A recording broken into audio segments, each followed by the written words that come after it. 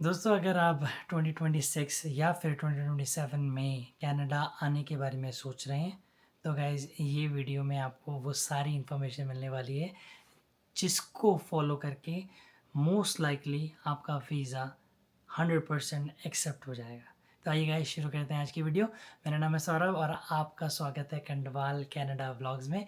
एक बार फिर से अगर आप चैनल पे फर्स्ट टाइम आए हैं और आपने चैनल को अभी तक सब्सक्राइब नहीं किया है तो प्लीज़ अभी जाके सब्सक्राइब कीजिए। हमें थोड़ी सी मोटिवेशन मिलेगी, मन करेगा कि और भी अच्छी अच्छी वीडियो आपके लिए बनाएं। तो guys without wasting any time let's start the video. तो बात करते हैं कनाडा के इमिग्रेशन सिस्टम की। और अगर आप यहाँ पर स्टडी वीज़ा पे आने की सोच रहे हैं तो ये वीडियो में स्पेसिफिकली हम स्टडी वीज़ाज़ के बारे में ही बात कर रहे हैं। गाइस पहले क्या होता था, 2020 से 2023 तक जो इमिग्रेशन यहाँ पर हिस्ट्री थी इस कंट्री की, कनाडा की, वो बहुत ही इकोनॉमिक थी। मतलब अगर आप यहाँ पर स्टडी करने आ रहे हैं तो आपका जो स्टडी से पीआर में जो ट्रांजिशन है वो बहुत ही ज़्यादा स्मूथ होता था। बट जैसे जैसे साल बीतते गए, इन्फ्लेशन आती रही, यहाँ पर सिचुएशन आज की डेट में कुछ इस तरह से है कि जो स्टूडेंट वीज़ाज़ हैं उस पर जो कैप है वो बहुत ही कम कर दी गई है। यानी अगर पहले वो कैप 5 लाख स्टूडेंट वीज़ाज़ की होती थी तो आज की रेट पे वो 3,50,000 से भी कम है। Don't quote me on exact number, but मैं आपको एक एग्जांपल दे रहा हूँ और जो नंबर है वो बहुत फेयरली क्लोज है।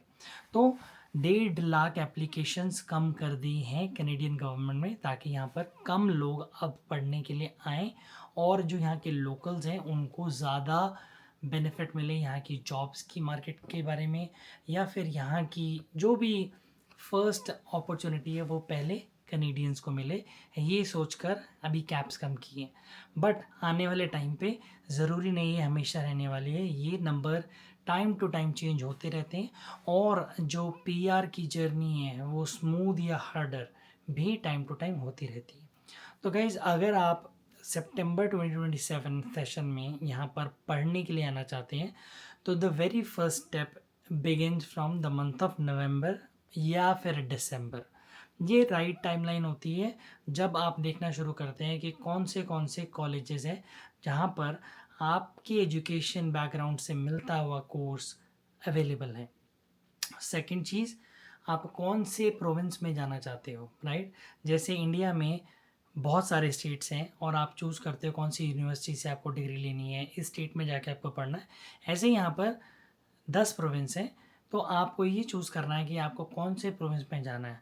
और ये प्रोविंस चूज़ करना भी उतना ही इम्पोर्टेंट है क्योंकि हर प्रोविंस की एक अपनी पीआर कैपिंग भी होती है। यानी कि जो फेडरल गवर्नमेंट की तरफ से पीआर मिलती है जब आप एजुकेशन कंप्लीट कर लेते हैं, यहाँ का वर्क परमिट ले लेते हैं, वो नंबर्स में से कुछ कोटा हर प्रोविंस को फेडरल गवर्नमेंट की तरफ से मिलता है ताकि वो उनको भी एक ऑप्शन दे कि अगर कोई भी कैंडिडेट आपको कैपेबल लगता है जिसको पीआर मिलनी चाहिए तो प्रोविंस की साइड से भी वो पुश मिल सकता है, वो स्पॉन्सरशिप मिल सकती है। तो मोटा मोटा आप इसको ऐसे समझिए कि प्रोविंस का जो रोल है आपकी इमिग्रेशन जर्नी में वो भी बहुत बड़ा रोल प्ले करता है। क्योंकि अगर आप ऐसे प्रोविंस में जाएंगे जहाँ पर आपकी कॉस्ट ऑफ लिविंग कम है, जहाँ पर इमिग्रेशन जो आपकी जर्नी है फ्रॉम स्टूडेंट टू पीआर बहुत इकोनॉमिक होगी, जो प्रोविंस आज की डेट में पीआर को प्रमोट करता है, अगर आप ऐसी प्रोविंस में जाएंगे तो आपकी जो यहाँ की सक्सेस स्टोरी है वो कंपैरेटिव टू आपके फ्रेंड से बिल्कुल अलग हो सकती है। उसका जो ट्रेजेक्ट्री है वो बिल्कुल ऐसे वाले एंगल पे जा सकता है।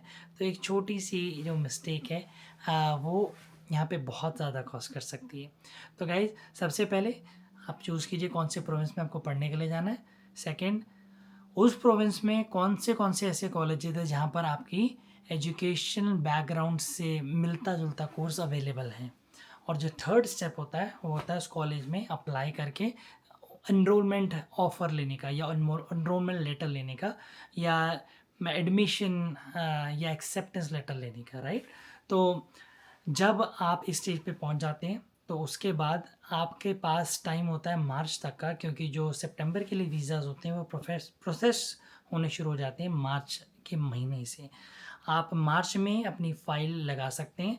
फ़ाइल लगाने से पहले आपको 2 और बड़ी चीज़ों का ध्यान रखना पड़ता है, वो है एक अपनी कॉलेज की ट्यूशन फ़ीस को भरना और दूसरा है यहाँ का जीआईसी सर्टिफ़िकेट लेना। जीआईसी होता है गारंटीड इनकम सर्टिफ़िकेट, जो कि आपकी इंडिया में एफडी से मिलता-जुलता है कॉन्सेप्ट कि आप जितना पैसा यहाँ पे जमा करेंगे, वही पैसा आपको 12 महीने से डिवाइड करके जो भी इक्वल अमाउंट बनती है, वो आपको हर महीने कनेडियन गवर्नमेंट वापस देती है ताकि आप अपना घर खर्चा चला सकें। तो वो भी ज़रूरी होता है, तो आपकी ट्यूशन फ़ीस पे करते हो आप और उसके बाद अपना जीआईसी फंड्स जो है वो इंडिया से कनाडा में आप रेमिट करवाते हो ताकि वो आपके नाम पे यहाँ पर जमा हो जाए। जब आप अपना वीज़ा लगाने के बारे में सोचेंगे in the month of March, तो ये सारी चीज़ें आपको पहले से ही रेडी चाहिए होंगी। तो आपका जो एनरोलमेंट लेटर है या लेटर ऑफ एडमिशन है, सेकंड आपकी कॉलेज की ट्यूशन फ़ीस की जो भी आपकी रिसिप्ट है या एक्नॉलेजमेंट है, वो आपको चाहिए होगी और तीसरा जो आपका गारंटीड इन्वेस्टमेंट सर्टिफिकेट है, जब आपके पैसे कनाडा पहुंच जाएंगे तो आपको बैंक एक सर्टिफिकेट इशू करके देगा और वो सर्टिफिकेट हमारी वीज़ा एप्लीकेशन में ज़रूर लगता है। बहुत ज़्यादा डॉक्यूमेंट नहीं चाहिए होते हैं, बाकी आपके जो बेसिक फॉर्म्स होते हैं, आपके मदर फादर डिटेल्स, आपके एड्रेस, आपकी एजुकेशन हिस्ट्री, ये सारी बेसिक इन्फॉर्मेशन लगती है। ये लगाने के बाद आप बस वेट करते हो अपने टाइम का और होपफुली अगर आप इस प्रोसीजर को with in the selected timeline लगाएंगे तो आपका जो वीज़ा सक्सेस रेट है वो बाकी लोगों के कंपैरिजन में 200% बढ़ सकता है, क्योंकि आप one of the very first applicants होंगे जो कि स्टूडेंट वीज़ा जो कि स्टूडेंट वीज़ा अप्लाई कर रहे होंगे। और ऐसे केस में क्योंकि कैप अभी 3.5 लाख स्टूडेंट्स की ऑलरेडी पड़ी है, तो आपके जो चांसेस हैं वो रिजेक्शन के वो बहुत कम हो जाते हैं।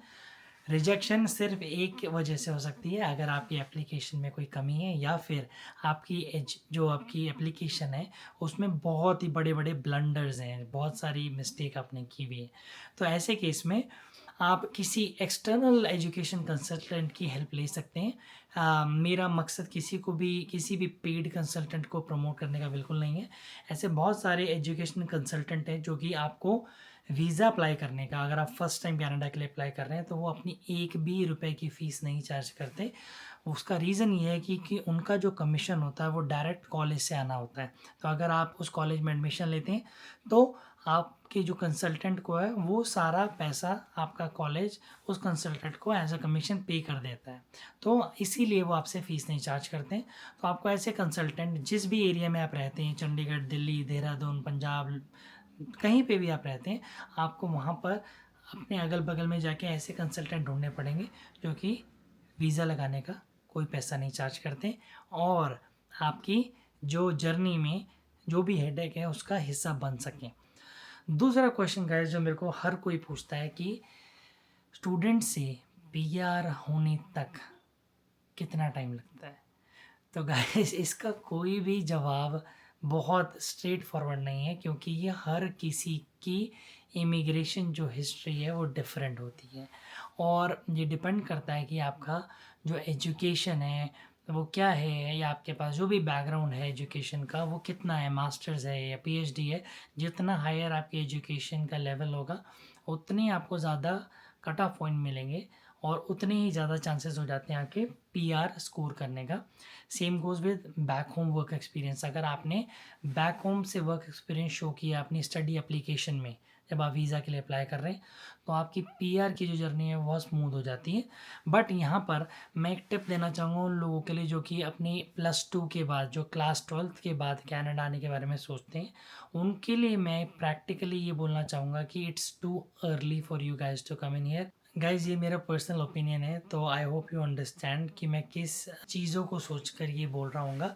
मैंने अपने एक्सपीरियंस में देखा है कि जो भी बच्चे, जो भी स्टूडेंट्स अपनी +2 के बाद या क्लास 12th के बाद कनाडा आ जाते हैं, उनको यहाँ पे काफ़ी टफ़ टाइम गुज़ारना पड़ता है। उसका रीज़न ये है क्योंकि वो अगर अपना बेस्ट भी कर लें या अपना मैक्सिमम आउटपुट भी लगा दें तो पीआर की जो उनकी जर्नी है वो फिर भी टफ़ होती है, क्योंकि उनकी जो कट ऑफ स्कोर की मिनिमम रिक्वायरमेंट होती है वो फुलफ़िल नहीं हो पाती। उसमें बहुत सारा फैक्टर है, उनका वर्क एक्सपीरियंस काउंट हो जाता है। और जो सबसे बड़ा जो फैक्टर प्ले करता है वो एजुकेशन ना होने का। बैचलर्स डिग्री से आपके बहुत अच्छे पॉइंट्स बनते हैं। तो मेरी रिकमेंडेशन ये रहेगी कि अगर आपने क्लास 12 अभी अभी की है और आप कनाडा आने के बारे में सोच रहे हो, तो एक बार आप सोचिए, फिर से थोड़ा रिसर्च करिए, और अगर हो सके तो इंडिया से बैचलर्स करने के बाद आप यहाँ पे आइए। उससे आपकी जो इमिग्रेशन जर्नी है वो बहुत ज़्यादा स्मूथ हो जाएगी। और गैस मैं अभी भी ये बोलूँगा कि कोई भी टाइम राइट टाइम या गलत नहीं होता है।